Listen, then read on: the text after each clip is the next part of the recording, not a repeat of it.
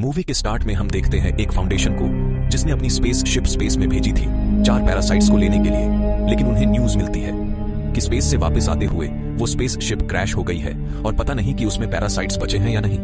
वो फौरन से उस जगह पर पुलिस भेजते हैं जो उस जगह की इन्वेस्टिगेशन करने लगते हैं। और जब पुलिस वहां पर पहुंचती है तो हम देखते हैं कि उन 4 पैरासाइट्स में से एक पैरासाइट वहां से भागकर किसी की बॉडी में चला जाता है और उसकी बॉडी को अपना होस्ट बना लेता है और उसे यूज करता है। वह लोग एक जख्मी आदमी को एम्बुलेंस में हॉस्पिटल लेके जा रहे होते हैं, लेकिन उसी में एक औरत भी होती है जो कि काफी अजीब रिएक्ट कर रही होती है, क्योंकि वो पैरासाइट किसी और में नहीं बल्कि इसी औरत में आया था। वो औरत एम्बुलेंस तोड़ते हुए उस जगह की तरफ निकलने लगती है जहां पर वो फाउंडेशन थी जिसने अपना स्पेसशिप स्पेस में भेजा था। खैर, यहाँ पर ये सीन यही कट हो जाता है और हम एक लड़के को देखते हैं जिसका नाम एडी होता है। वो काफी अच्छा न्यूज रिपोर्टर होता है। उसकी कंपनी उससे काफी खुश थी और उसकी एक फियोंसे भी थी जो कि उसी फाउंडेशन में काम किया करती थी जिसने अपना स्पेस शिप भेजा था। अब सुबह होती है और एडी अपने ऑफिस जाता है। उसका बॉस उसे कहता है कि तुम काफी अच्छा काम करते हो और आज एक और टास्क में तुम्हें देने जा रहा हूं, तुम्हें उसको भी अच्छे से करना है। दरअसल आज तुम्हें इंटरव्यू लेना है। उसी फाउंडेशन के सीईओ से तुम्हें पूछना है कि उसने अपना स्पेस शिप स्पेस में क्यों भेजा और इन सारे पैरासाइट्स का क्या चक्कर है। याद रहे तुम उससे इसके अलावा कोई एक्स्ट्रा बात नहीं करनी, क्योंकि वो काफी रिच है और काफी बुरा आदमी भी है। अगर तुमने उसकी पसंद की कोई बात ना की तो वो तुम्हें मरवा भी सकता है। वह अपने बॉस से कहता है कि ठीक है, आप परेशान ना हो, मैं उनसे अच्छे से इंटरव्यू लूंगा और उनसे सिर्फ उनकी इन्वेंशन और डिस्कवरी के बारे में पूछूंगा। बस फिर रात को हम देखते हैं कैरी अपने घर आ जाता है। उसके सामने उसके फियोंसे का लैपटॉप पड़ा होता है जिस पर किसी की मेल आती है और वो उसी फाउंडेशन की तरफ से थी। वो फाउंडेशन के किसी मेंबर ने उसे भेजी थी कि ये फाउंडेशन ठीक नहीं है, ये लोगों की जान ले रही है और ये तुम्हें भी यूज करेगी, तुम इसको छोड़ दो। उसमें उनकी एक्सपेरिमेंट्स की सारी डिटेल होती है कि वो पैरासाइट्स कौन है, कहां से आए और उन पे क्या क्या एक्सपेरिमेंट्स किए जाने वाले हैं। मासूम लोगों को भी इसके लिए यूज किया जाएगा। एडी को जब भी पता चलता है तो वो सोचता है कि मेरे पास अच्छा मौका है। सुबह मेरा उस आदमी के साथ इंटरव्यू है तो मैं उससे ये सारी बातें पूछूंगा, पर मेरे बॉस ने मुझे मना किया है, लेकिन ये खबर काफी रोकिंग बन सकती है। फिर हम देखते हैं कि वही सीईओ काफी बुरा आदमी होता है। सब लोग उसे काफी डरते थे और यही इस मूवी का विलन भी है। अब एडी का उस इंटरव्यू का टाइम हो चुका था तो वो उसके पास आ जाता है और उन लोगों का इंटरव्यू अब स्टार्ट होता है। शुरू में तो ऐसे सवाल करता है कि बताइए आपने स्पेस में क्या क्या डिस्कवरी की है। फाउंडेशन का वो ओनर काफी खुश हो इन बातों का जवाब दे रहा होता है, लेकिन तभी एडी अपने सवाल चेंज करने लगता है और उससे कहता है कि मैंने सुना है कि आप अपने एक्सपेरिमेंट्स के लिए इंसानों को चुनने वाले हैं, उनकी जान के साथ खेलकर आप अपने एक्सपेरिमेंट्स को सक्सेसफुल बनाने वाले हैं क्या। और जैसे ही वो फाउंडेशन का ऑनर ये बात सुनता है तो उसको एडी की बातें काफी बुरी लगने लगती हैं और वह उसे कहता है कि फौरन से अपने इंटरव्यू को बंद करो और चले जाओ। यहां से एडी गोवा से निकाल दिया जाता है और वे एडी सीधा अपने ऑफिस आता है। अपने बॉस के पास उसका बॉस से काफी गुस्सा होता है कि मेरे मना करने के बावजूद तुमने उससे टक्कर ली है। अब जो इसका नतीजा होगा उसके लिए तुम खुद तैयार रहना। उसका बॉस गुस्से में उसे जॉब से निकाल देता है और दूसरी तरफ एडी की फियोंसे को भी जॉब से निकाल दिया गया था, लेकिन उसकी फियोंसे एडी से काफी ज्यादा गुस्सा होती है और कहती है कि मैं तुमसे ब्रेकअप कर रही हूँ, तुम्हारी वजह से हम दोनों की जॉब चली गई। वह उससे सारे लिंक्स खत्म करके उससे दूर हो जाती है। फिर यहाँ पे सीन चेंज होता है और हम देखते हैं कि रात है, बारिश हो रही है और वही औरत हमें दिखाई जाती है जिसकी बॉडी में वो पैरासाइट चला गया था। वो वहां पर पड़ी हुई चीजें खाने लगती हैं, लेकिन तभी उसके पास कुछ बुरे लोग आ जाते हैं। वो लोग उनकी डिफरेंट फॉर्म्स बनाकर एक्सपेरिमेंट कर रहे थे कि ये पैरासाइट किस फॉर्म में ज्यादा ताकतवर रहता है। वह एक शीशे के बॉक्स में खरगोश को रखते हैं और उस येलो पैरासाइट को छोड़ देते हैं ये देखने के लिए कि येलो पैरासाइट खरगोश के साथ क्या करता है। उस फाउंडेशन का ऑनर भी वहां पर होता है और वहां पर उसकी एक वर्कर भी होती है जो कि एक्सपेरिमेंट होते हुए देख रही थी। शुरू में तो उन लोगों को लगता है कि जैसे रैबिट और पैरासाइट में काफी अच्छी बॉन्डिंग बन गई है और ये दोनों मिक्स होकर ज्यादा पावरफुल हो गए हैं, लेकिन कुछ ही देर में उस रैबिट की मौत हो जाती है, वो मर जाता है और उनका ये एक्सपेरिमेंट नाकाम रहा था। एडी को न्यूज से पता चलता है कि उस फाउंडेशन का ऑनर और प्लान बना रहा है अपनी ओर स्पेसशिप स्पेस में भेजने के लिए, और वो जानता था कि अगर उसने ऐसा किया तो और भी कहीं जाने जाएंगी। जैसे पहले कही है, रास्ते में उसे एक औरत मिलती है जो एडी से कहती है कि आप मुझसे अखबार खरीद लें। एडी उससे अखबार खरीदता है और साथ ही एक स्टोर में आ जाता है। वहां पर एक चोर आता है और उस स्टोर को लूटने लगता है, लेकिन एडी चुपचाप अपनी चीजें लेता है और वहां बिल पे करके वापस आ जाता है। दूसरी तरफ हम उसी फाउंडेशन कंपनी के लैब को देखते हैं जहां पे वो ऑनर होता है सी क्लासेस वाली वर्कर के साथ, और अब वो जानवर की बजाय किसी इंसान और पैरासाइट के साथ एक्सपेरिमेंट कर रहे होते हैं, लेकिन वो पैरासाइट इंसान की बॉडी के साथ भी नहीं मिल पाता और उसकी जान ले लेता है। उस सी क्लासेस वाली लड़की को ये सब देख के काफी बुरा लग रहा होता है। वो फौरन से वहां से एडी के पास जाती है और उसे बताती है कि हमारी फाउंडेशन में ये सब हो रहा है। वो उससे मदद मांगती है, लेकिन एडी कहता है कि मैंने अभी प्रोफेशन छोड़ दिया है और मैं अब किसी के साथ टक्कर लेने वाला नहीं। तो वो वर्कर कहती है कि मुझे समझने की कोशिश करो, वो ओनर बहुत बुरा आदमी है, वो सबकी जान ले लेगा। दरअसल वह इस दुनिया में जिंदा रहना चाहता ही नहीं है, क्योंकि वो जानता है कि ये दुनिया जल्द ही खत्म होने वाली है। वो स्पेस पर एक्सपेरिमेंट्स कर रहा है ताकि वो वहां रह सके। उसने वहां से 4 पैरासाइटस यहां पर लाया है। वो पैरासाइट कोई और नहीं बल्कि स्पेस के क्रीचर थे जो काफी पावरफुल थे। उनमें से एक पैरासाइट तो फौरन ही वहां से भाग गया था, और अब जो बाकी 3 बचे हैं वो ऑनर उन पर एक्सपेरिमेंट्स कर रहा है और मासूम लोगों की जान ले रहा है। वो एडी से कहती है कि प्लीज कुछ करो, तुम तो जानते हो कि कैसे अप्रोच करना है न्यूज रिपोर्टर्स को, तुम इस न्यूज को पब्लिश करा दो ताकि वो उन्हें पकड़ा जाए। मुझसे नहीं बर्दाश्त होता कि लोग मर रहे हैं। तो एडी कहता है कि ठीक है, मैं सारी बात समझ गया हूं, तुम परेशान ना हो, मैं जल्दी कुछ करता हूं। एडी चुपके से उस लैब के अंदर जाता है जहां पर वो देखता है कि वहां इंसानों पर ही एक्सपेरिमेंट्स हो रहे हैं। वो प्रूफ के तौर पर उन सब लोगों की पिक्चर्स लेने लगता है, तो उसे पता चलता है कि जिस औरत से वह अखबार लिया करता था वो भी वहां पर है, जिससे उसे बहुत बुरा लगता है और उस लड़की की जान बचाने के लिए उस कांच को तोड़ने लगता है, यानी उस ग्लास डोर को तोड़ने लगता है। वो लड़की वहां से बाहर आ जाती है, लेकिन वो उसे पैरासाइट से जुड़ी हुई थी। वो पैरासाइट उस लड़की की बॉडी छोड़कर एडी की बॉडी में आ जाता है और अब एडी की बॉडी पर उस पैरासाइट का असर होने लगा था। सारे गार्ड एडी के पीछे लग जाते हैं और एडी से भागने लगता है, लेकिन वो इतना तेज भाग रहा होता है कि कोई भी नॉर्मल इंसान वैसे भाग नहीं सकता। इसका यही मतलब था कि पैरासाइट ने उस पर असर किया था।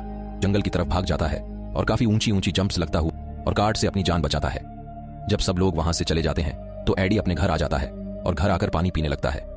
काफी ज्यादा उसके घर में जो भी सामान पड़ा हुआ था वो उसे खाने लगता है। उसकी भूख जैसे मिट ही नहीं रही थी, लेकिन उसे वॉमिटिंग होने लगती है।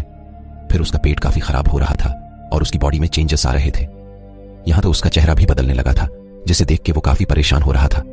उसे कुछ नहीं समझ आता था। वो परेशानी में अपनी फियोंसी को कॉल करता है, तो उसकी फियोंसी कहती है कि मैं तुमसे हर लिंक खत्म कर चुकी है और मैं अब किसी और के साथ हूं। लेकिन एडी फिर भी जिद करता है उससे मिलने की और फिर उससे रेस्टोरेंट में मिलने जाता है।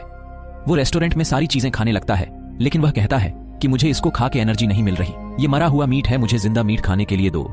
साथ ही उसे एक एक्वेरियम नजर आता है जिसमें बैठ के वो वहां पर पड़े हुए क्रैब्स खाने लगता है। इनफैक्ट एडी की बॉडी में अब वेनम आ चुका था, यानी उन 4 पैरासाइट्स में से सबसे ज्यादा स्ट्रॉन्ग पैरासाइट। अब तो उसने इंसान की बॉडी को अपना होस्ट बना लिया था, लेकिन एडी के फियोंसे को और उसके दोस्त को यह बात समझ ही नहीं आई। तो उसका स्कैन करने उसको हॉस्पिटल ले जाते हैं और उसके बाद एडी को उसके घर भेज दिया जाता है कि जैसे ही रिपोर्ट आएगी हम आपको बता देंगे। और अब हम फाउंडेशन का सीन देखते हैं, जहां के ओनर को किसी तरह से यह पता चल जाता है कि उसकी वो वर्कर्स जो C क्लासेस वाली थी, उसने ही एडी को यहां पर बुलाया और उसे यहां तक की अप्रोच दी।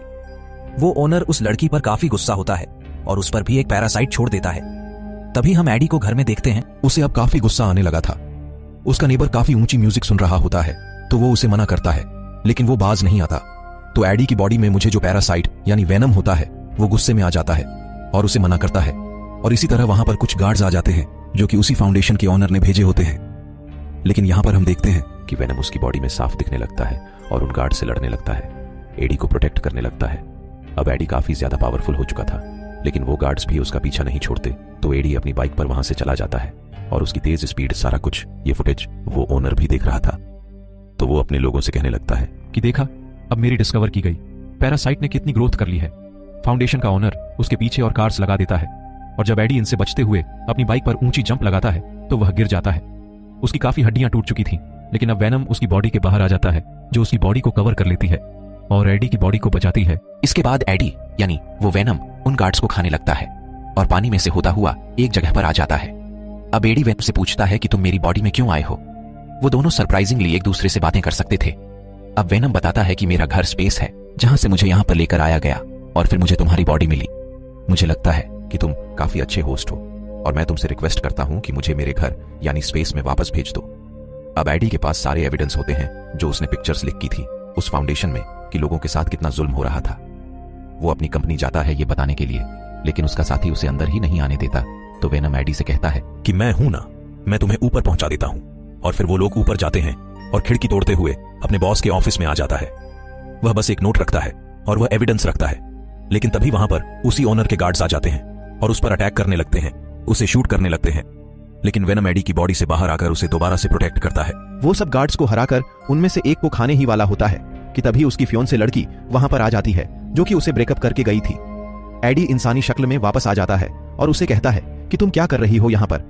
तो वो लड़की उससे कहती है कि तुम जानते हो ना, कि तुम्हारा इलाज चल रहा है तो तुम यहाँ क्या कर रहे हो? तुम फौरन से मेरे साथ चलो, इससे पहले कि कोई दिक्कत हो जाए। अब वो दोनों हॉस्पिटल आते हैं और उसकी पुरानी फ्यूंसी का दोस्त उसका दोबारा से स्कैन करता है और फाइनली वो यहाँ पर सक्सेसफुल हो जाते हैं। एडी की बॉडी से उसको निकालने में एडी काफी ज्यादा लाइट फील कर रहा होता है और खुश होता है और उस वेनम से कहता है कि मैं भी नहीं चाहता था कि तुम मेरी बॉडी में आओ, लेकिन साथ ही उस फाउंडेशन के लोग उसे दोबारा किडनैप करके ले जाते हैं और उसे उस ऑनर के सामने लेकर आया जाता है। हमें पता चलता है कि इस फाउंडेशन के ओनर में भी वो पैरासाइट आ चुका था जो कि किसी बच्ची ने उसकी बॉडी में ट्रांसफर किया। वो अब एडी से कहने लगता है कि तुम्हारी बॉडी में जो पैरासाइट है वो मुझे दे दो। तो एडी कहता है कि वो तो थोड़ी ही देर पहले मेरी बॉडी छोड़ के गया है और वो मेरे पास नहीं है, कहीं और है, उसे ढूंढ लो जाके।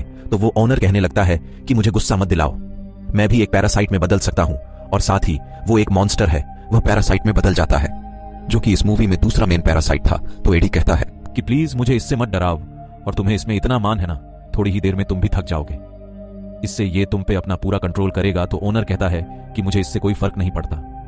जब एडी उसकी किसी बात का जवाब नहीं देता तो वो अपने गार्ड से कहता है इसको यहां से धक्के देकर बाहर निकाल दो और इसे मार डालो।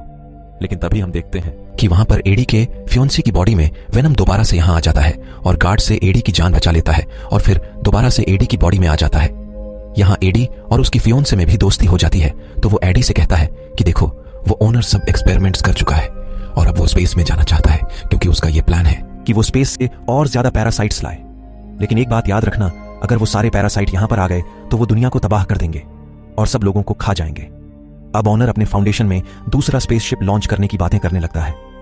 सारे वर्कर्स उसे समझाने लगते हैं कि वहां जाना अब किसी खतरे से खाली नहीं हो सकता, क्योंकि सारे पैरासाइट आपके खिलाफ हो चुके हैं और लोग भी आपका साथ नहीं दे रहे हैं। तो ये बात सुनकर वो वहां पर मौजूद सारे वर्कर्स को मार देता है और खुद ही वो स्पेसशिप लॉन्च करने लगता है। लेकिन तभी वहां पर वेनम भी आ जाता है और उन दोनों में काफी ज्यादा लड़ाई होती है, क्योंकि वेनम नहीं चाहता था कि ये ओनर उसकी दुनिया पर जाकर कब्जा करे और उसके साथ पैरासाइट्स को यहां पर लाए। और यहां पे हम देखते हैं कि वो ओनर काफी ज्यादा स्ट्रांग हो जाता है और यानी एडी को वहां से मारकर स्पेसशिप के अंदर चला जाता है। लेकिन वेनम मर कैसे सकता था? वो एडी की बॉडी से बाहर आता है और उसी स्पेसशिप की तरफ जंप करता है जिस चीज से उस ओनर ने एडी पर अटैक किया था। वेनम उसी वेपन से उस स्पेसशिप को डैमेज कर देता है, जिससे उसका सारा फ्यूल नीचे गिरने लगता है और वो स्पेसशिप ब्लास्ट कर जाती है। तो यहाँ पर हम देखते हैं कि वो ओनर मर चुका होता है और वेनम ने भी अपनी जान कुर्बान कर दी थी एडी को बचाने के लिए, और एडी गिर जाता है पानी में।